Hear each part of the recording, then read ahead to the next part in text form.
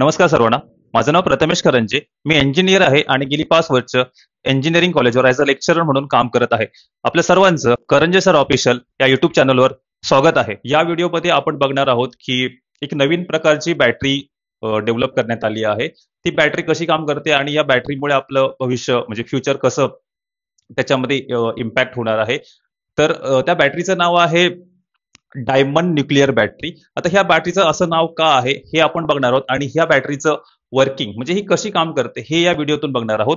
तर पहिले तर बघा, ही जी बॅटरी डेव्हलप केलेली आहे ती एक चायनीज कंपनी आहे. बिटा होल्ट म्हणून त्या कंपनीचं नाव आहे. एक नवीन स्टार्टअप आहे चायनीज. ते बीजिंग मध्ये त्यांचं हेडक्वार्टर आहे. तर त्यांचा जो क्लेम आहे त्यांनी ज्या प्रकारे सांगितण्यात आलेला आहे त्या प्रकारे जी ही बॅटरी आहे ही खूप एका छोट्या कॉईनच्या साईजची असेल. म्हणजे 5 रुपयाचा किंवा 10 रुपयाचा आपला जो कॉईन असतो त्याच्या साईजची असेल. आणि ह्या फोटोमध्ये तुम्हाला दिसून येईल की खूपच छोट्या साईजची ही बॅटरी आहे. खूपच छोट्या साईजची म्हणजे कॉईनच्या साईजची बॅटरी आहे. आणि याच्यामध्ये न्यूक्लिअर एनर्जीचा वापर करून ही बॅटरी बनवण्यात आलेली आहे. आणि सर्वात महत्वाचं म्हणजे हिचं आयुष्य म्हणजे हे जे लाईफ स्पॅन असेल ते 50 वर्षापर्यंत असेल असं कंपनीचं क्लेम आहे. ही जी बॅटरी आहे ही आत्ताच डेव्हलप रिसेंटली होत आहे. त्याच्यामध्ये आणि पुढच्या 2025-26 म्हणजे आता हा जो 25-26चा वर्ष येणार आहे त्याच्यामध्ये ती मार्केटमध्ये अवेलेबल असेल असं कंपनीचा दावा आहे. तर याच्यामध्ये आपण बघणार आहोत ही कसं काम करते, ह्याचं वर्किंग प्रिन्सिपल काय आहे. त्याच्यासाठी आपल्याला समजावं लागतील काही गोष्टी. तर त्याच्यामध्ये पहिलं तर आहे आयसोटोप. याच्यामध्ये जो वापर केलेला आहे तो आहे निकेल 63 आयसोटोप आहे. तर पहिले आयसोटोप म्हणजे काय असतं. आयसोटोप असा एक मटेरियल आहे किंवा सबस्टन्स आहे.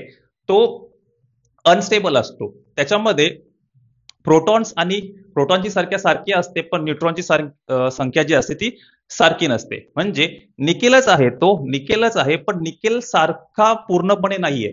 म्हणजे त्याची निकेल जो मटेरियल आहे, निकेल जो सबस्टन्स आहे त्याच्यासारखीच त्याची प्रोटॉनची संख्या आहे पण न्यूट्रॉनची संख्या निकेल सारखी नाहीये. म्हणून त्याला आपण निकेल 63 आयसोटोप म्हणतो. म्हणजे हा निकेलचा आयसोटोप आहे. तर आयसोटोप असतात जसं की कार्बनचा आयसोटोप आहे, कार्बन 12, कार्बन 13, कार्बन 14.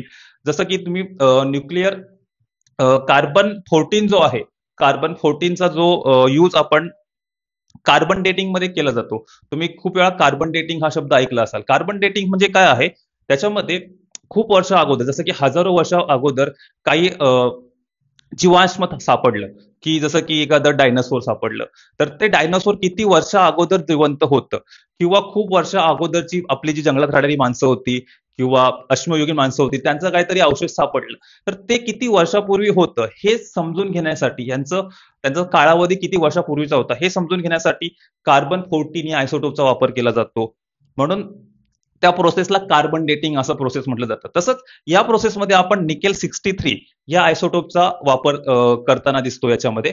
तर ह्या प्रोसेसमध्ये अजून आपल्याला जे समजून घ्यायचं आहे ते म्हणजे न्यूक्लिअर डिके. कारण ही जी प्रोसेस आहे ही जी पूर्णपणे न्यूक्लिअर डिके या या कन्सेप्टवर आधारित आहे. तर न्यूक्लिअर डिके म्हणजेच तेच होतं जे ॲटॉमिक बॉम्ब मध्ये होतं. ॲटॉमिक बॉम्ब मध्ये काय होतं, आपण बघितलेलं आहे की मूवीज मध्ये, पिक्चर्स मध्ये एका ट्यूब मध्ये ग्रीनिश कलरचं काहीतरी लिक्विड टाईप आपल्याला दिसतं जे ऍक्च्युली युरॅनियम असतं. तर त्याच्यातून बॉम्ब ब्लास्ट होतो आणि तो बॉम्ब ब्लास्टमुळे पूर्णपणे भूकंप आल्यासारखी परिस्थिती होते. तर ते खूप छोटंसं सबस्टन्स असतं आणि त्याच्यामुळे खूप मोठ्या प्रमाणामध्ये एनर्जी रिलीज होते. दॅट इज रेडिएशन बाहेर निघतं आणि त्या प्रोसेसला न्यूक्लिअर डिके म्हटलं. त्याच सेम न्यूक्लिअर डिके हे सूर्याचा जो सरफेस आहे त्याच्यावर चालू आहे.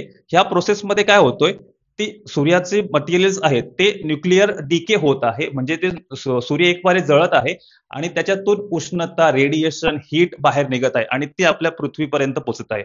सेम प्रोसेस म्हणजे जर हे न्यूक्लिअर डिके समजून घ्यायचं असेल तर आपण चुलीला लावतो फाटक.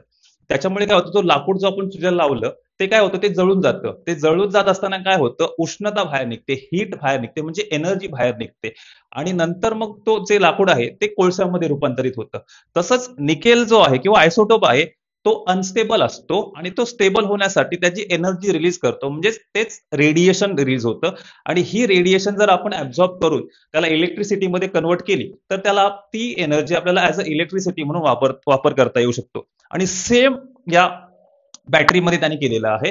आणि या बॅटरीमध्ये त्यांनी काय केलेलं आहे बघा, इथे तुम्हाला दिसेल, याच्यामध्ये तुम्हाला दिसतील खूप सारे लेयर्स आहेत. या लेयर्स मध्ये बॅटरी केस कव्हर वरच्या साईड खालच्या साईड ऑफकोर्स कव्हर असेल त्याला. आणि याच्यामध्ये खूप सारे तुम्हाला लेयर दिसतील. हे जे व्हाईट कलरचे लेयर दिसत आहेत ते आहेत डायमंड सेमी कंडक्टर. आणि जे ब्लॅक कलरचे दिसत आहेत, हे जे ब्लॅक कलरचे दिसत आहेत ते आहे निकेल 63 आयसोटोप. आता बघा, निकेल 63 काय आहे, आयसोटोप आहे, तो अनस्टेबल आहे. त्याच्यामधून रेडिएशन म्हणजे हीट बाहेर निघेल आणि ही हीट ऍब्झॉर्ब कोण करेल, डायमंड सेमीकंडक्टर. आता डायमंड सेमीकंडक्टर ही एनर्जी कशी ऍब्झॉर्ब करेल किंवा कशी रिलीज करेल, ऍब्झॉर्ब करेल. तर सेमीकंडक्टर म्हणजे काय, तुम्ही सोलार पॅनल बघितलं असाल. सोलार पॅनल मध्ये काय असतं, सेमीकंडक्टर असतं.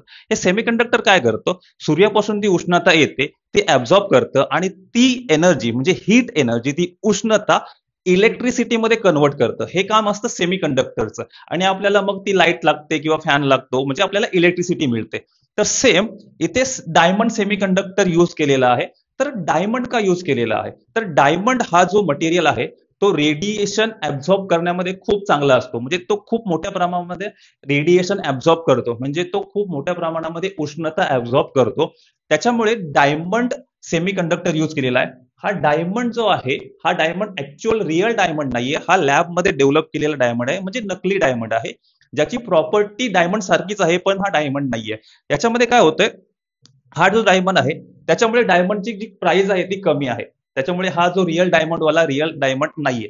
तर हा जो सेमीकंडक्टर काय करतोय, जी निकेल 63 आहे आयसोटोप, त्यातून जे न्यूक्लिअर डीकेमुळे जी एनर्जी रिलीज होते तो डायमंड सेमीकंडक्टर ती ऍब्झॉर्ब करतोय आणि ती एनर्जी तो इलेक्ट्रिसिटीमध्ये कन्वर्ट करतोय, जसं सोलार पॅनल करतोय. सोलार पॅनलमध्ये सुद्धा सेमीकंडक्टर असतो, तसंच इथे हे सेमीकंडक्टर यूज केलं जातंय. आणि ह्याच्यामध्ये खूप सारे असे लेयर्स मध्ये तुम्हाला हे दिसतील आणि याच्यातून आपल्याला इलेक्ट्रिसिटी डेव्हलप होते. तर याच्यामुळे काय होतंय, त्याच्यामध्ये महत्वाचं असं आहे की ही खूपच छोट्या साईजची असल्यामुळे इझी टू यूज आहे. आणि हे न्यूक्लिअर डीके या प्रोसेसमध्ये असल्यामुळे याचा जो आयुष्य आहे, जो लाईफ स्पॅन आहे तो खूप मोठा आहे.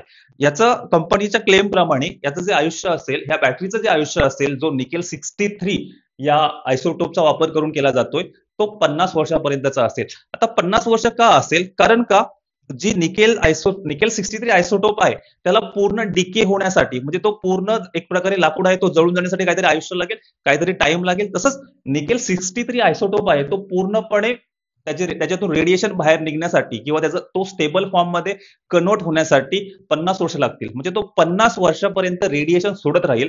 आणि ह्या 50 वर्षामध्ये पर्यंत डायमंड जो सेमीकंडक्टर आहे त्यातून तो एनर्जी ऍब्झॉर्ब करेल आणि त्याला इलेक्ट्रिसिटीमध्ये कन्वर्ट करेल. त्याच्यामुळे जो बॅटरी जी असेल ती 50 वर्ष टिकेल.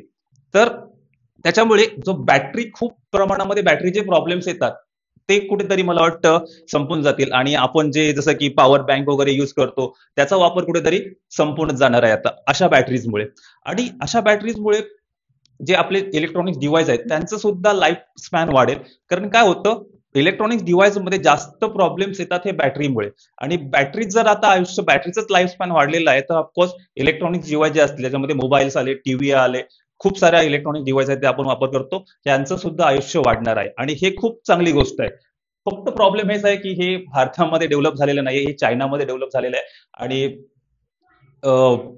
हे किती महाग असेल, किती स्वस्त असेल ते भविष्यामध्ये समजेल. पूर्ण व्हिडिओ बघितल्याबद्दल धन्यवाद. आणि अशाच व्हिडिओ या चॅनलवर येत राहतील. या चॅनलला सबस्क्राईब करा, लाईक करा, शेअर करा. थँक्यू.